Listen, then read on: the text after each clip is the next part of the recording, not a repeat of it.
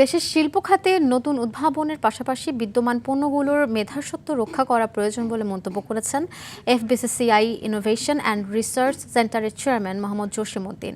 বিকেলে FBCCI RC আয়োজিত মেধাস্বত্ব অধিকার সুরক্ষায় উদ্ভাবন ও শিল্প খাতের প্রতিযোগিতা সক্ষমতা বৃদ্ধি শীর্ষক এক সেমিনারে তিনি একথা বলেন। সেমিনারে মূল প্রবন্ধ উপস্থাপন করেন সৌদি আরব ভিত্তিক আন্তর্জাতিক খ্যাতিসম্পন্ন প্যাটেন্ট বিশেষজ্ঞ অধ্যাপক ডক্টর ফেরোজ আলী। প্যানেল আলোচনায় বক্তারা দেশের উদ্ভাবনী সক্ষমতা বৃদ্ধি ও শিল্প খাতে দীর্ঘমেয়াদী প্রতিযোগিতার সক্ষমতা নিশ্চিত করতে একটি শক্তিশালী ও কার্যকর মেধাস্বত্ব ব্যবস্থা গড়ে তোলার বিষয়ে গুরুত্ব আরোপ করেন।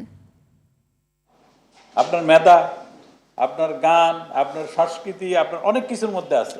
আমরা we are talking about the only for ইন্ডাস্ট্রির কথা বলছি আমি, ঠিক না? ইভেন ইন্ডাস্ট্রিয়াল প্রোডাক্টগুলিও তো আমাকে প্রোটেকশন দিতে হবে।